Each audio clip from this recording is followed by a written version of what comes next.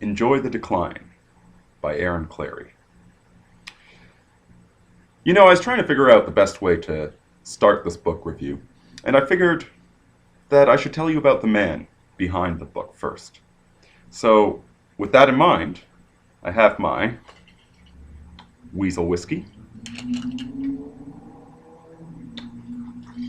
and on top of that, some lovely clove cigars that he forgot over here.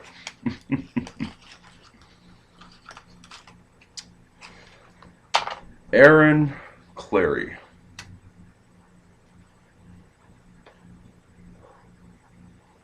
Ah, these things are nice when you haven't had one for a while. Clarey is Tocqueville's American.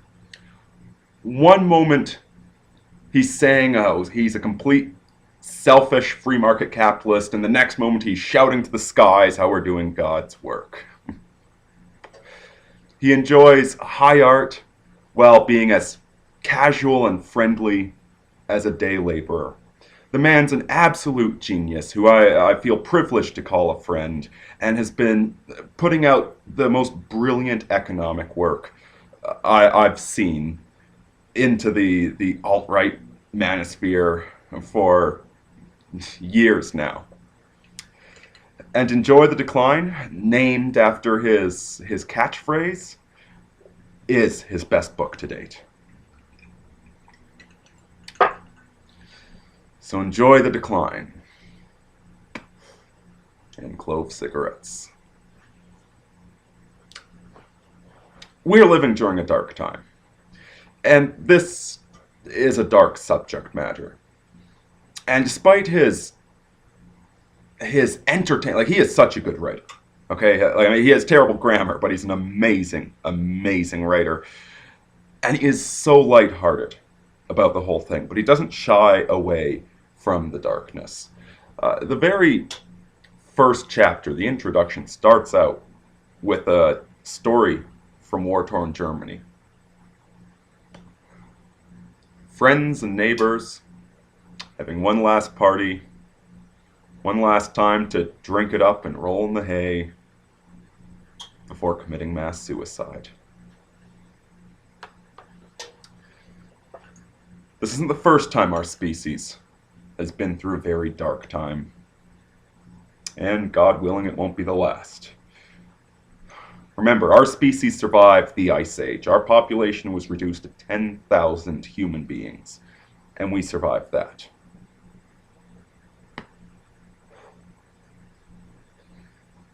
But it doesn't change the fact that we are living in dark times. It's one thing to be pessimistic and obsess over the negative. It's just as bad, though, to live in denial and pretend that we're not living in this era of history, to not confront and deal with the problems that we encounter. And that's why I wrote this book. I hear so many questions. If we are in the decline, if things are this bad, what the hell are we supposed to do with ourselves? And that's precisely why he wrote it. But he starts off justifying the claim that we're in the decline, that dark times do lie ahead of us. And certainly he mentions culture. He mentions, if you can't see that culture is declining, I don't know what to say to you. It's clearly in decline, but you can't measure it. You can't put it in numbers. And Aaron is an economist, and a damned good one. He knows how to read numbers. He knows how to find them. He can guess at the number before he goes and researches it. He's a very honest statistician, and he's very, very good at it. So he starts off by justifying his claim about the decline. If you read his blog as regularly as I do, none of this will be new to you. This is almost entirely stuff that he's researched before, that he's posted about before. But he puts it together, all in a single chapter, interrelates it, explains it, takes these esoteric numbers and tells you what they mean for you on the ground. And it's a dire picture, my brothers.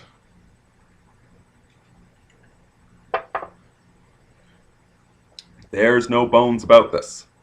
We are in a very bad situation.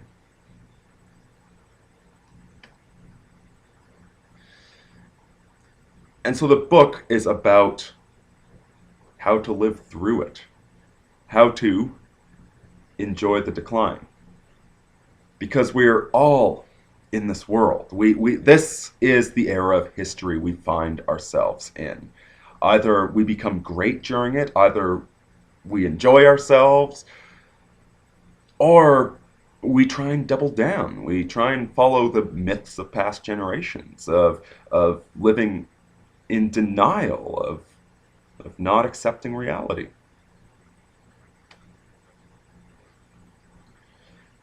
In the fourth turning, the authors talk about how, to somebody living in the 1920s, the 1950s would have seemed very stifling. Until they experienced 10 years of Great Depression. Until they experienced another further decade of war. At that point, boring old suburbia starts to look interesting. About how we all live in our own historical era, how we all have to confront the problems of our time. And living during the decline, living in the years coming up to the decline, we need to find sane, psychological coping strategies. He goes into all of this, talking about what matters in life. Psychologically, what really matters. There's hints of the 4-hour work week, where in that book the author says that don't try and be a millionaire, try and live like a millionaire. And it's a great book, despite a few flaws, the 4-hour work week. But during the decline, we don't quite have that. Aaron's a man that makes no bones about it. The odds of working a career, busting your hump, of earning a position with the company, and then finally being able to afford the sports car, those odds are not very good for any of us. You'd be better off finding a stable, reliable form of self-employment that you'll never own the sports car, but as Aaron did recently, you can rent the sports car for a week and have just as much fun in the damn thing without worrying about expensive oil filters or car repairs. The whole book is a life hack for enjoying the decline, for making the most of it, for valuing what matters, your friends, your family, your loved ones. There's an excellent portion in it on what matters in romantic relationships and what, at the very basic level, you should be doing to find somebody to sleep next to you and hug you and share meals with. This book is a hack on just about everything that would matter to a millennial nowadays. How to do investment, how to find a sane career. It doesn't go as in depth about the university bubble as his last book. Quite frankly, the mainstream media's caught on to that, so he doesn't really need to say anything there. But it does talk about the things that matter. Your employment, your investment, your friends, your family, all of these things. How to make the most of them, and even if we're in a decline, maybe you don't get the same opulent lifestyle as a baby boomer got to have, but you can actually have a better life than them.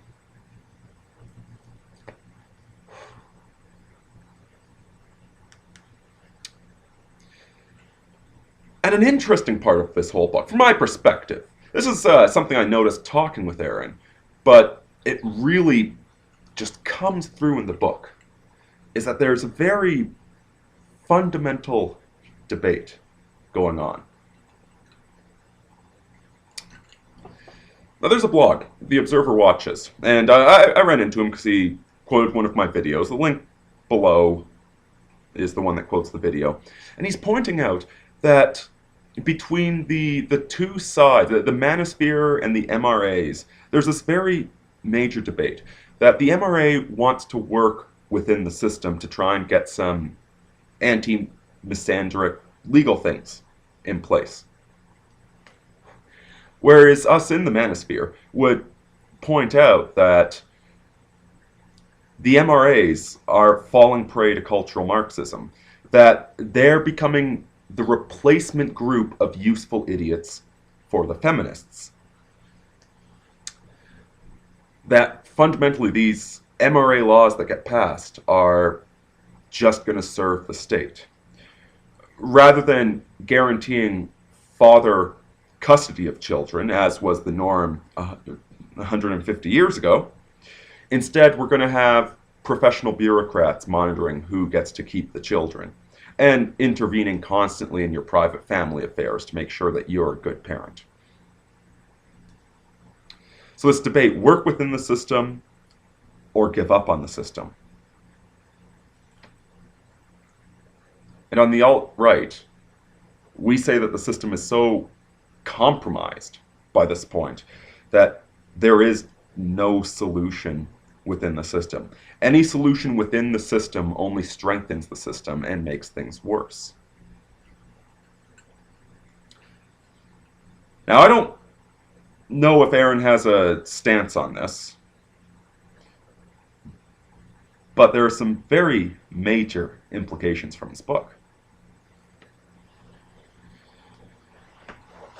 So here I am arguing that the system needs to collapse before we can rebuild it. We're the junkie that needs to hit rock bottom. And in one of his chapters, Aaron talks about how if everybody followed his advice, the system would collapse. One of the statistics he mentions is that essentially every person supporting themselves with an income has to support a second person with welfare. It's, 58 to 42. So if you earn an income and you pay taxes, you're supporting one person for yourself just by virtue of the fact that you're paying taxes. That the American voter has made their preference known, that they prefer Barack Obama, they prefer socialism to freedom and independence and free market capitalism. The system's compromised, and if you try and work within the system, if you try and be part of the system, you are going to be one of the ones feeding into the whole damn thing, making it worse, being exploited for your labor. You spend 30 years training yourself to get an education. Then you work for another 30 years to spend the next 20 years in retirement. This is not sustainable. And if you're one of the people working for all of that, you, sir, are a chump. See, if you work and pay taxes and bust your hump and climb the corporate ladder, you are going to be absolutely miserable, as opposed to finding that minimalist lifestyle, to focusing on what really matters. A McMansion doesn't matter.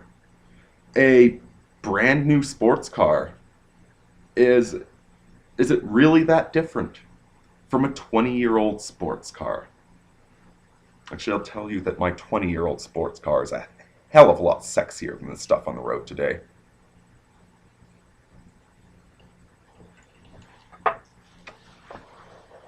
If you live this minimalist lifestyle, you're actually accelerating the decline You're accelerating the collapse because you are not paying net taxes. You, if you're smart, and by the way, he has an Ayn Rand quote backing this up and justifying it. A smart man in a socialist system, no matter how noble their spirit, doesn't break their spine to support the socialist system. If they insist on handing out government cheese, take some. Eat it. It's still cheese.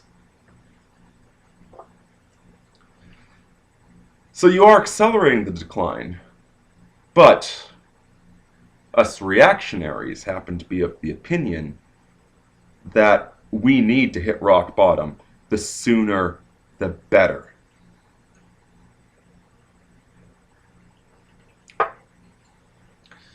And I know Aaron would say this much, that if we hadn't bailed out the corrupt bankers, if we hadn't bailed out the failed auto companies, if we let them declare bankruptcy, sell off what assets they have to somebody more competent to manage it, if we'd had a brief 2-year depression instead of these 8 years of recession, that would be a hell of a lot better off right now.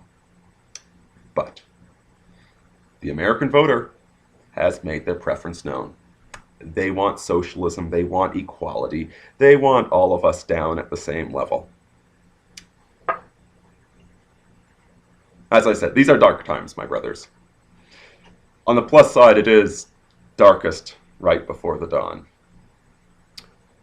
But we still have to live through the next few hours.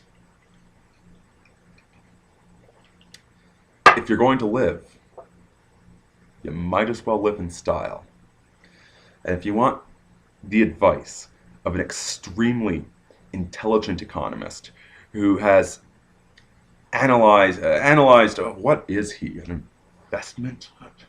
He basically looks at people's portfolios and sees what they can realistically do with their money.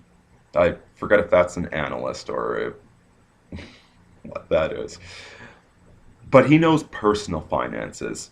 He knows global finances. He knows macroeconomics.